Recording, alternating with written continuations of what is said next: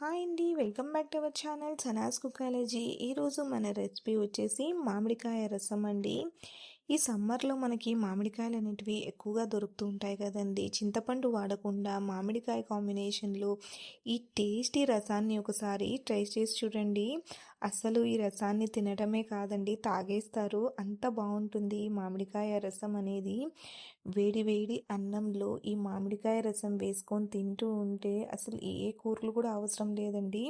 ఈ రసంతోనే కడుపు నిండా అన్నాన్ని తినేయచ్చు, అంత బాగుంటుందండి. చాలా సింపుల్గా కూడా మీరు దీన్ని ప్రిపేర్ చేసుకోవచ్చు. పదండి ఇప్పుడు ఈ టేస్టీ మామిడికాయ రసాన్ని ఎలా ప్రిపేర్ చేయాలో ఈ వీడియోలో అయితే మనం చూసేద్దాము.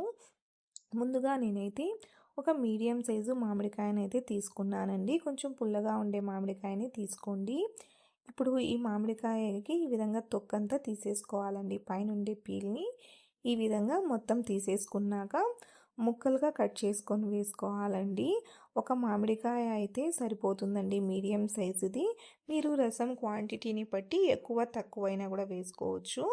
ఇప్పుడు ఇందులోకి మనం ముక్కలు మునిగే విధంగా నీళ్ళని పోసుకొని స్టవ్ మీద పెట్టి మెత్తగా ఉడికించుకొని పక్కన పెట్టుకోవాలండి. ఇప్పుడు మిక్సీ జార్లోకి ఒక 3-4 ఎండుమిర్చిని, 1 టేబుల్ స్పూన్ వరకు మిరియాలు, 1 టేబుల్ స్పూన్ వరకు జీలకర్రని వేసుకోవాలి. అలాగే ఇందులోకి ఒక 1/2 టేబుల్ స్పూన్ వరకు మెంతులు, ఒక 2 టేబుల్ స్పూన్ల వరకు అయితే మనము ధనియాలను వేసుకోవాలి. ఇప్పుడు ఇందులోకి మనం ఒక 7-8 వెల్లుల్లి రెబ్బలు, అలాగే కొంచెం కరివేపాకును వేసుకోవాలండి. ఇప్పుడు వీటిని మనం మరీ మెత్తగా అయితే గ్రైండ్ చేసుకోకూడదండి, కొంచెం బరకగానే గ్రైండ్ చేసుకోవాలి. చూడండి, ఈ విధంగా బరకగానే గ్రైండ్ చేసుకోవాలండి. ఈ విధంగా గ్రైండ్ చేసుకున్న పొడిని ఇప్పుడు మనము పక్కన పెట్టేసుకుందాము. ఇప్పుడు ఇదే జార్లోకి మనం ఉడికించి పెట్టుకున్న మామిడికాయలు ఉన్నాయి కదండి, దాన్ని వేసేసుకోవాలండి. ఈ విధంగా మామిడికాయ ముక్కల్ని వేసుకొని దీన్ని కూడా మనం మెత్తగా ప్యూరీ లాగా చేసుకోవాలి. ఇప్పుడు మనం ఈ ప్యూరీని కూడా పక్కన పెట్టేసుకుందామండి. ఇప్పుడు స్టవ్ మీద కడాయి పెట్టుకొని ఇందులోకైతే మనం ఒక 3-4 టేబుల్ స్పూన్ల వరకు ఆయిల్ వేసుకోవాలండి. ఆయిల్ కొద్దిగా వేడయ్యాక 1 టేబుల్ స్పూన్ ఆవాలు వేసుకొని ఆవాలు అనేది బాగా చిటపటలాడాక ఇప్పుడు ఇందులోకైతే దంచుకున్న ఒక 4-5 వెల్లుల్లి రెబ్బల్ని వేసుకోవాలి. ఇప్పుడు వీటిని మనం కొద్దిగా ఫ్రై చేసుకోవాలండి. ఇవి లైట్గా కలర్ చేంజ్ అయ్యేంత వరకు లో ఫ్లేమ్లో పెట్టుకొని వేయించాలండి. చూడండి, వెల్లుల్లి రెబ్బలు అనేటివి ఈ విధంగా లైట్గా కలర్ చేంజ్ అయ్యాక ఇప్పుడు ఇందులోకి మనం ఒక 4-5 ఎండుమిర్చిని, కొంచెం కరివేపాకుని వేసుకొని వేయించాలండి.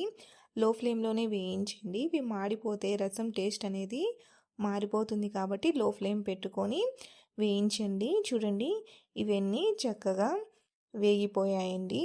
ఇప్పుడు ఇందులోకైతే మనము 1/4 కప్పు వరకు సన్నగా తరిగిన టమోటా ముక్కల్ని వేసుకోవాలి. అలాగే రుచికి సరిపడా ఉప్పుని వేసుకోవాలండి. బాగా ఎర్రగా పండిన టమోటాలని యూజ్ చేయండి.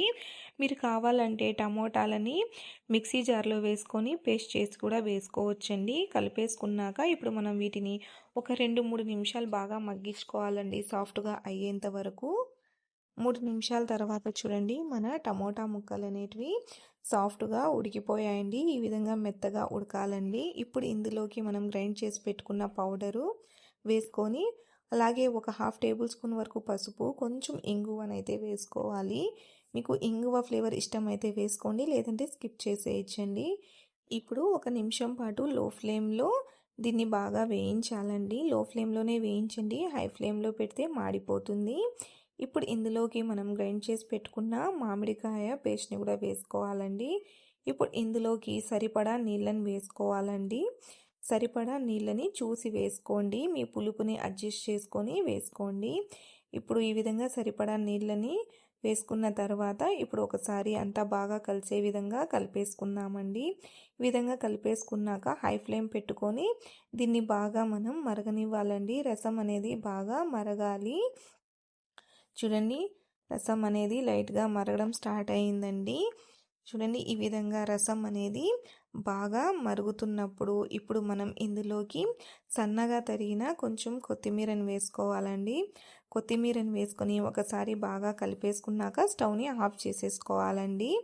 అంతేనండి, ఎంతో టేస్టీగా ఉండే మన మామిడికాయ రసం అనేది రెడీ అయిపోయిందండి. చూడండి ఎంత చక్కగా, ఎంత కలర్ఫుల్గా వచ్చిందో.